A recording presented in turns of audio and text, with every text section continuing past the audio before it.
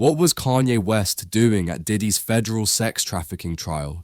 His unexpected appearance on day 23 of the trial sent shockwaves through the courtroom, and the timing couldn't have been more suspicious. Was he there to support his old friend, or is there a deeper, more controversial reason behind his visit? From arriving in a $200K Maybach to wearing all-white denim, Kanye's entrance was as dramatic as it was mysterious. Trust me, you won't believe the jaw-dropping details that followed. Stay tuned, because this is a twist in the trial no one saw coming, and it's about to get wild. Kanye West's arrival at the courthouse was nothing short of a spectacle. Picture this: a black Maybach worth several $100,000 gliding up to the entrance, with Kanye stepping out dressed in an all-white denim outfit, dark sunglasses, and a look that screamed both diva and mystery. It's rare to see Kanye ditch his usual head-to-toe black ensemble for something so bright, and it definitely caught the attention of onlookers and the media alike. But what was he really doing there? Kanye, now known as Ye Ye, had shown up to support his old friend Sean Diddy Combs, but something about the timing seemed off.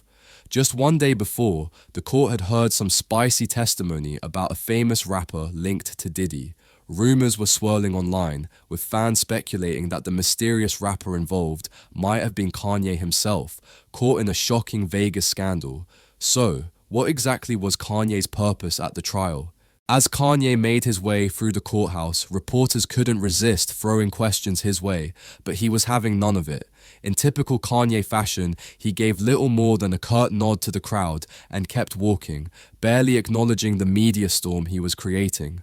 But the real kicker came when court staff, who clearly understood the power of celebrity, had reserved rows for him in the overflow room, reserved seats for Kanye West, while other media members, public observers, and even courtroom veterans like Ashley Vanfield had to sit wherever they could. So why did Kanye only stay for a mere 8 minutes? Was it to dodge more questions, or was there something deeper at play? Let's unpack it. While Kanye's brief and mysterious appearance at the courthouse made headlines, the real drama was unfolding inside the courtroom. Day 23 of Diddy's federal sex trafficking trial brought fresh testimony that painted an even darker picture of the music mogul's life behind closed doors. As prosecutors worked tirelessly to build their case, it was clear that the evidence was mounting and things were getting increasingly disturbing. One of the most significant moments of the day came when a Homeland Security agent took the stand to recount the high-profile raid on Diddy's Los Angeles mansion. Remember those jaw-dropping helicopter shots from the news, the ones showing a SWAT team descending on both his LA and Miami properties? Well, the details were just as shocking in court. Inside the sprawling mansion, agents uncovered a stash of illegal substances, ketamine and MDMA, hidden in various parts of the home, including a nightstand in Diddy's bedroom. It was the kind of discovery that could seriously change the trial's trajectory. But the raid wasn't the only thing that had people talking. Alongside the confiscated drugs, agents found something that seemed almost out of place: over 900 bottles of Astroglide and 200 bottles of baby oil. While this might sound like something you'd find in a sex shop, it was just a small part of the growing evidence that pointed to Diddy's involvement in what authorities are calling a vast criminal enterprise. As the trial progresses, it becomes clear that this isn't just about a man living an extravagant life. It's about a powerful figure allegedly using his wealth and influence to orchestrate illegal, disturbing activities. And with more witnesses set to testify, we're only scratching the surface of the truth. Stay tuned, because things are about to get even more twisted. The raid on Diddy's Los Angeles mansion was a pivotal moment in this case, and the testimony from Homeland Security agent Andre Lemon revealed shocking details that left the courtroom stunned. On March 25th, a team of agents swooped in to search Diddy's sprawling estate. The agents weren't just looking for the usual suspects, they were hunting for evidence of something much darker, something far more troubling. Inside the mansion, agents found 6 manila envelopes marked with the letter K, hidden in Diddy's nightstand. The contents? Small plastic bags filled with a white powder, later confirmed to be ketamine. But that wasn't all.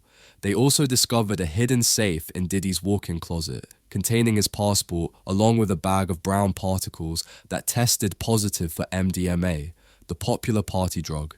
It wasn't just about drugs, it was about the scale and nature of what they found. As if that wasn't disturbing enough, the agents made their way to the garage, an area that, according to Lemon's testimony, looked more like a freaky Costco than a typical luxury car space. There, they uncovered over 900 bottles of Astroglide and 200 bottles of baby oil stacked up near the house. This bizarre inventory didn't just hint at a lavish lifestyle, it pointed to a disturbing pattern of behavior. What exactly was going on in Diddy's private world? The agent also revealed something that truly sent chills through the room: a stash of firearms, high-powered rifles, shotguns, and even a drum magazine designed to pierce body armor. Some of these weapons were untraceable, with their serial numbers scratched off, raising even more serious questions about Diddy's legal activities. But this raid was only the beginning. What authorities were starting to uncover painted a picture of a man who wasn't just a music mogul, but someone deeply embedded in a criminal enterprise. And as more witnesses prepare to take the stand, it's becoming clear that Diddy's empire might be a lot more dangerous than anyone could have imagined. If the raid on Diddy's mansion shocked everyone, the revelations about his king nights were downright disturbing. According to Jonathan Perez, one of Diddy's former personal assistants, these nights were anything but ordinary. King nights was the term Diddy used for his infamous sex parties, also known as freak-offs or hotel nights. These weren't just casual gatherings, they were elaborate, highly organized events that took place in hotel rooms and were designed for Diddy and his guests to let loose. Perez's testimony painted a picture of a man who wasn't just indulging in personal debauchery, but using his empire to support these activities. He described how his role as an assistant involved setting up these events, everything from booking hotels to purchasing alcohol, food, and even adult items like condoms, lube, and yes, even honey. According to Perez, honey was specifically requested because it was believed to enhance libido. These king nights weren't just about the party, they were a well-orchestrated operation, supported by Diddy's staff and, of course, his vast fortune.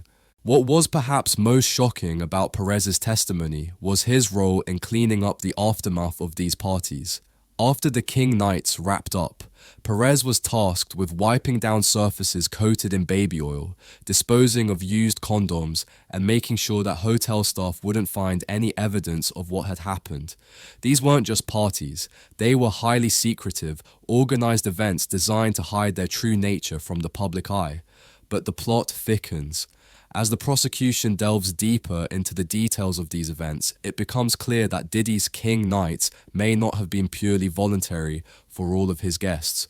Rumors have circulated about coercion and manipulation, with some suggesting that Diddy used his power and influence to pressure women into participating. What's more, the money trail revealed during the trial shows that these king nights weren't just personal indulgences, they were part of a much larger operation, possibly crossing the lines into sex trafficking. The use of company funds to book travel, purchase items, and pay for escorts raises serious questions about how deep Diddy's involvement really goes in these illicit activities. It's clear that the truth behind Diddy's world is much darker than anyone could have imagined. As the trial continues, the role of Diddy's personal assistants has become central to unraveling the full extent of his alleged criminal activities. These assistants, who were once part of Diddy's inner circle, have become some of the most vital witnesses in the case. Jonathan Perez, one of these former assistants, gave a deeply revealing account of his time working for the mogul, painting a picture of a man who not only lived a lavish lifestyle but also used his power and wealth to exploit others.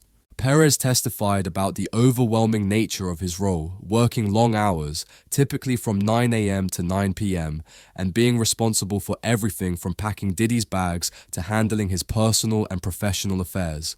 But as the days passed, Perez was introduced to the darker side of Diddy's world. The infamous King Nights weren't the only illicit activities he was involved in.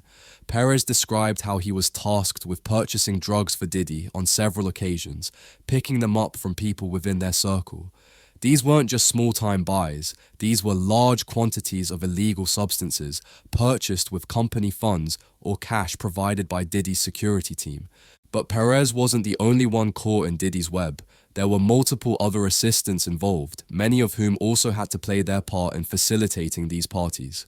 Perez spoke of how Diddy's staff had to align with his lifestyle, no matter how questionable. They weren't just assistants in the traditional sense, they were enforcers of a lifestyle built around secrecy, manipulation, and coercion. These personal assistants, many of whom had no idea they'd be thrust into such a toxic criminal environment, became complicit in the operation. As Perez described it, their tasks included not only preparing for the King Nights, but also cleaning up afterward, ensuring that any trace of what happened in those hotel rooms was wiped away before hotel staff could catch wind of what was going on. For Perez and others, it wasn't just a job. It was a world they were dragged into, where the line between personal and professional was blurred beyond recognition. With each new testimony, the puzzle pieces are falling into place, revealing the web of individuals and resources Diddy allegedly used to maintain his criminal activities. The more these assistants speak out, the clearer it becomes that Diddy's empire was built not just on music and business deals, but on a system of exploitation, secrecy, and manipulation. The question now is how far the trail of corruption goes, and how many more people will have to testify before the full truth is revealed.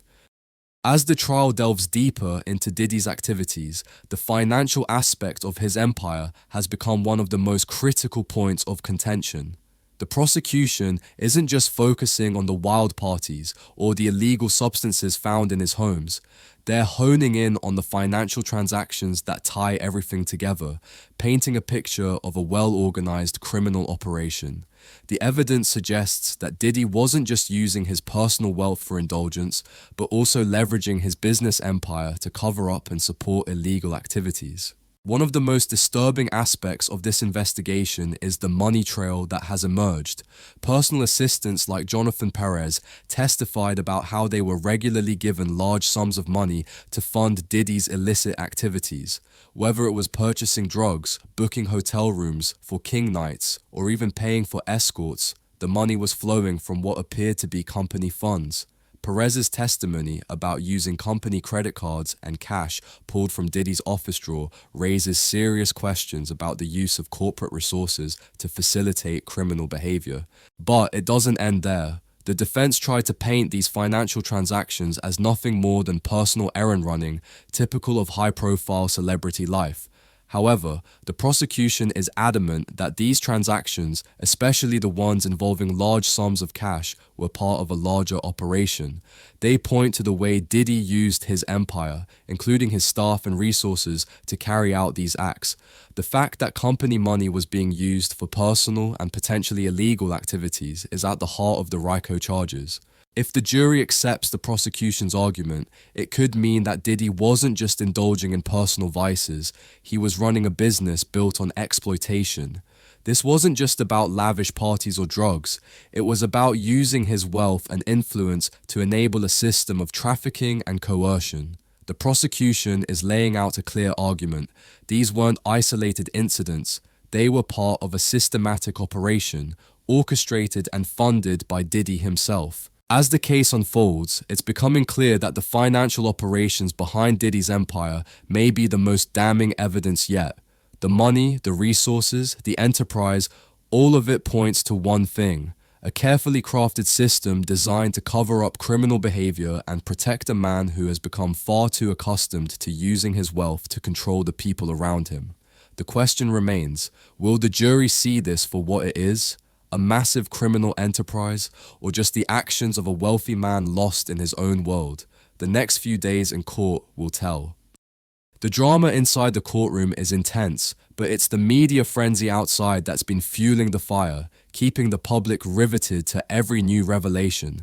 Diddy's trial has quickly become one of the most talked about cases in recent memory, not just for the shocking testimony, but for the personalities and secrets surrounding it. And just when you think the story can't get any more bizarre, Kanye West strolls in, adding a new layer of intrigue and speculation. Kanye's brief, mysterious appearance at the courthouse wasn't just a random celebrity moment, it was a calculated move, whether by Kanye himself or by those around him. His arrival was not only timed perfectly, but it was also packed with questions. Why did he show up one day after the testimony about a rapper's involvement with a male prostitute? Was it just a coincidence, or was Kanye trying to deflect attention from his own rumored involvement? The timing of his visit couldn't be more suspicious, especially when you consider the previous day's testimony about a famous rapper's connection to a shocking incident in Las Vegas. While Kanye's Maybach rolled up to the courthouse, media outlets scrambled to get a glimpse of the man who has become as notorious for his erratic behavior as he is for his musical genius. The paparazzi shouted questions, but Kanye, true to form, kept his answers to a minimum, giving little more than a brief nod and a curt wave. It wasn't about supporting Diddy, it was about making a statement, and the media ate it up. Yet despite his celebrity status, Kanye was treated just like any other member of the public. He was sent to the overflow room, surrounded by the press and court spectators, instead of being seated in the VIP section, like one might expect for such a high-profile figure. But that wasn't the end of the story. Sources revealed that certain court staff had set aside rows specifically for Kanye, raising eyebrows across the board. Was he getting special treatment, or was this all part of a bigger game? Meanwhile, inside the courtroom, Diddy's legal team continues to put up a defense, trying to downplay the severity of the charges and attacking the credibility of the witnesses. However, the more the trial drags on, the more questions are raised about Diddy's behavior, his connections, and the world he built around his empire. With the media following every move and Kanye's dramatic entrance only adding fuel to the fire, the pressure on Diddy continues to mount. The trial may be about to reveal even more secrets, and with all eyes on the courtroom and Kanye, one thing is for sure. This trial has only just begun, and the truth is getting harder to hide. The court of public opinion is as relentless as the one inside the courtroom. What's next? As the trial continues to unfold, we're seeing the shocking details of Diddy's alleged criminal empire come to light. From the disturbing King Knights to the suspicious financial transactions and the involvement of his personal assistants, the case against him is growing stronger with each new testimony. But with celebrities like Kanye West making high-profile appearances, the media frenzy only adds to the chaos.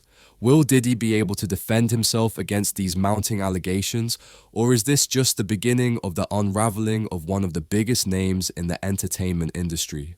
Stay tuned as we continue to follow this explosive trial and bring you the latest updates. If you want to keep up with all the twists, turns, and breaking news, make sure to hit that subscribe button and turn on notifications. You won't want to miss what happens next. Thanks for watching, and we'll see you in the next video.